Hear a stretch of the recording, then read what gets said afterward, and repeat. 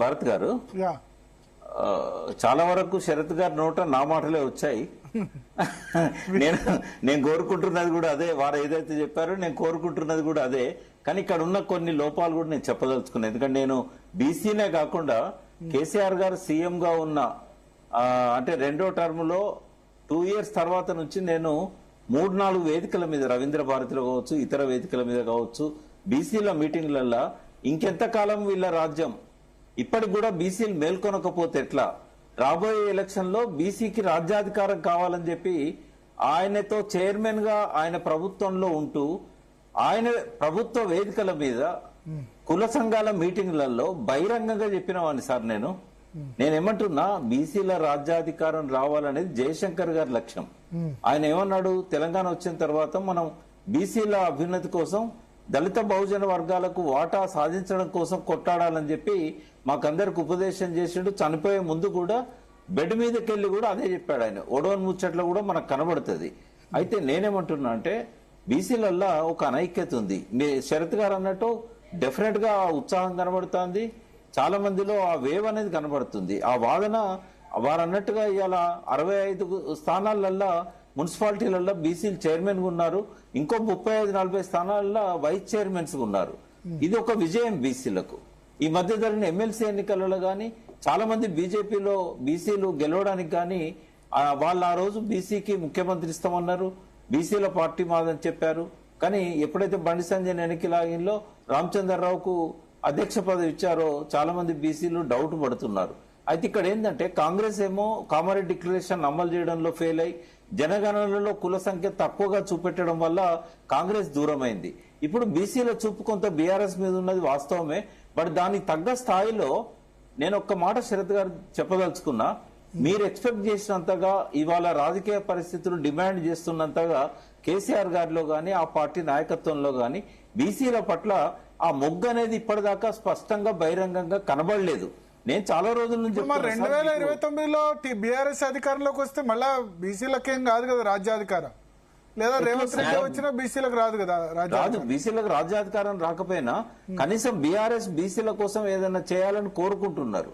కాబట్టి ఇప్పుడు ఈ 3 పార్టీలను చూసినప్పుడు ఎవరు కోటేయాలనుకున్నప్పుడు మళ్ళీ ఆల్టర్నేటివ్ బీఆర్ఎస్ కాబోతుంది. వారు అన్నట్టుగా బీసీలను హక్కున చేర్చుకోవడానికి కాంగ్రెస్ లో పిసిసి ప్రెసిడెంట్ ఉన్నాడు మహేష్ కుమార్ గౌడ్ సార్. వస్తే బీసీలకు సీఎం పదవి కూడా వస్తుందేమో కాంగ్రెస్ లో. సాధ్యం కాదు కదా అది, అట్లా రాదు, ఎక్కడ కూడా రాదు. ఒక మాట నేను వెళ్తాను, ఒక్క మాట చెప్పి వెళ్తాను.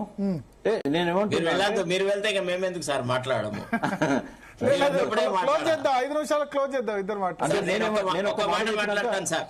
ఒక మాట మాట్లాడుతున్న తర్వాత ప్రకాష్ గారికి ఇద్దాం. చెప్పండి సార్. ఒక విషయం చెప్పాలా, మీరు ఇంతకాలము బీసీలు అంటే ఏదో విడిపోయిన వాళ్ళు, విరుచుకుపోయిన వాళ్ళు, తర్వాత ఐక్యత లేని వాళ్ళు అనేటువంటి ఒక వాదాన్ని జర్నలిజం, సోషల్ మీడియా వాళ్ళు వీళ్ళు ప్రచారం చేస్తున్నారు. ఈనాడు ఎవరు అవునన్నా కాదన్నా, ప్రకాష్ ఒప్పుకున్నా, ఎవడు ఒప్పుకున్నా ఒప్పుకోకపోయినా, బ్రాహ్మిన్ కమ్యూనిటీ అనేది బీసీలతో మమేకమై ఉంది. ఒక గమ్ములాగా ఏర్పడి, ఒక ఫెవికాల్ లాగా బీసీలందరినీ కలపడానికని ప్రయత్నం చేస్తుంది.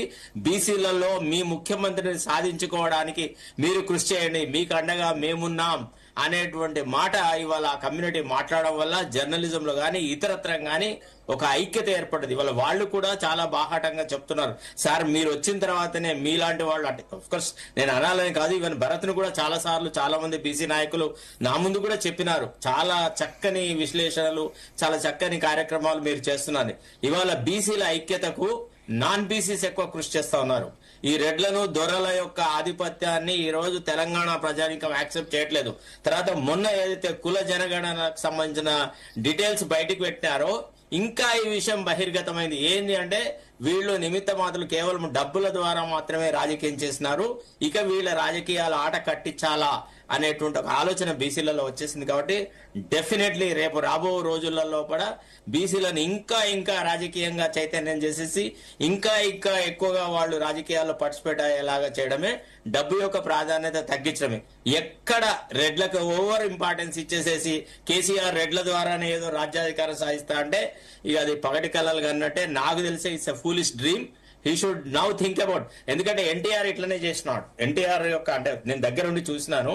ఎన్టీఆర్ కావాలని బీసీలను బాగా అంటే బాగా ఎంకరేజ్ చేసి బీసీలలో కొత్త నాయకత్వాన్ని తీసుకొచ్చి తద్వారా అప్రతిహతంగా రాష్ట్రాన్ని పరిపాలనలోకి తీసుకొచ్చినాడు. మరి ఎన్టీఆర్ దగ్గర కూడా రెడ్లు ఉండేవి, కానీ ఇవ్వాల్సిన చోట చాలా ఇంపార్టెన్స్ ఇచ్చినాడు.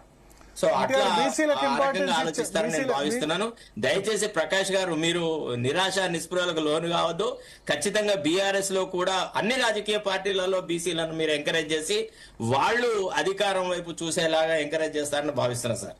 యా, అయితే ప్రకాష్ భరత్ గారు వారు అన్న కోరిక నా లోపల కూడా ఉంది. కానీ ఇక్కడ ఏం జరుగుతుందంటే ఒక బలమైన వ్యక్తి ముందుకు రావాలి. బీసీల తరఫున ఒక టవరింగ్ పర్సనాలిటీ లాగా ముందుకు వచ్చి ఇప్పటి నుంచి అయినా 2 years టైం ఉంది, ఇంకా 2.5 years, బహుశా 3 years కూడా కావచ్చు ఇస్తారు ఎన్నికలు.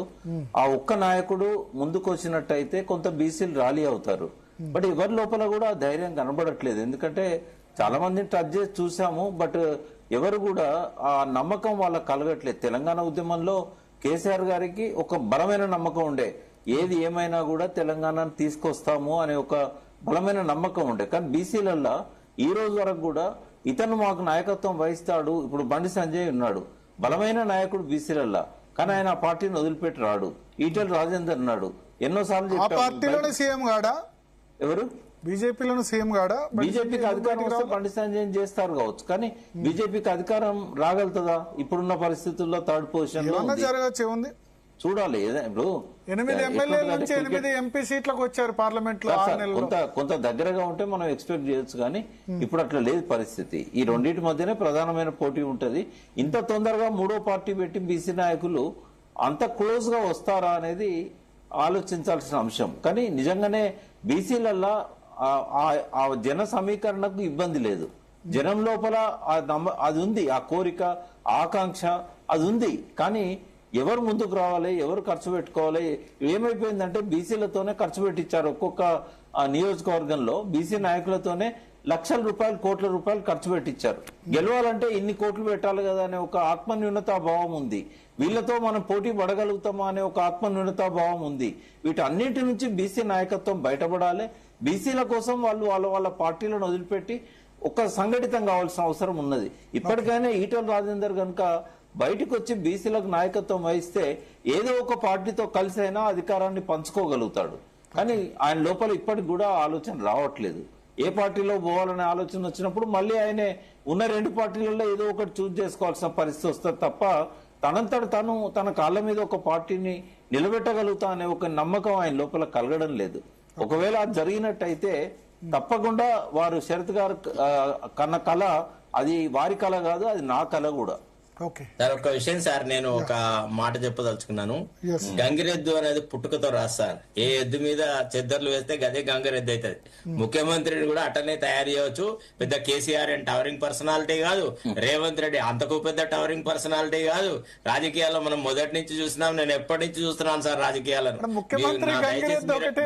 నేను మీలాంటి ఇంటెలెక్చువల్స్ తో ఒక రిక్వెస్ట్ చేసేది ఏంటంటే, బీసీలలో ఉత్సాహం లేదు, బీసీలలో నైరాశ్యం ఉంది, బీసీలలో ఐక్యత లేదు. ఈ మాటలు మాట్లాడకపోతే మీరు బీసీల ఐక్యతకి చాలా చాలా సహాయకారంగా ఉన్నట్టు, మీరు సహాయం చేస్తున్నట్టు, బీసీలను కలుపుతున్నట్టే. దయచేసి ఈ మాటలు మీరు పబ్లిక్లీ అనకండి. అందరం ఒక్కటే. ఎస్, మనలో పరాక్రమం ఉంది, మనలో బలం ఉంది, మనం ఆ స్థితికి ఎదగగలము అనేటువంటి ఆలోచన చేయండి. సార్, బచింద్రి పాల్ ఎవరెస్ట్ పర్వతం ఎక్కేట వరకు ఎవరు ఊహించినారు సార్? ఎక్కిన తర్వాతనే కదా వ్యవహారం. కాబట్టి దయచేసి అట్లా అరగండి. బీసీలో నాయకత్వ లక్షణ ఉన్న వాళ్ళు, యువకులు చాలా మంది ఉన్నారు, వందలాది మంది ఉన్నారు, వేలాది మంది ఉన్నారు. వాళ్ళని కలిపే ప్రయత్నం చేద్దాం. అంతేగాని మళ్ళీ ట్రెడిషనల్ పాలిటిక్స్ లో దొరలు లేకుంటే రేపు సూర్యోదయం కాదు, రెడ్డు లేకుంటే రేపు సూర్యాస్తమయం కాదు. ఈ మాటలు మాట్లాడదు సార్, నా రిక్వెస్ట్ ప్లీజ్. నేను అట్లా మాట్లాడలేదు, ఉన్న పరిస్థితి చెప్పిన. డెఫినెట్ గా మీరు అన్నట్టుగా ఆ ఎంకరేజ్మెంట్ చేయడానికి అనువైన పరిస్థితి వచ్చినప్పుడు అందరికంటే ముందు నేనుంటా. ఎటువంటి అనుమానం, మీకు డౌట్ అక్కర్లేదు. లేదు సార్, నాకు మీ మీద ఏం అనుమానం లేదు సార్. కాకపోతే ఏంటంటే మీరు తెలంగాణ అస్తిత్వ వేదిక నిన్ననే స్టార్ట్ చేశారు. సో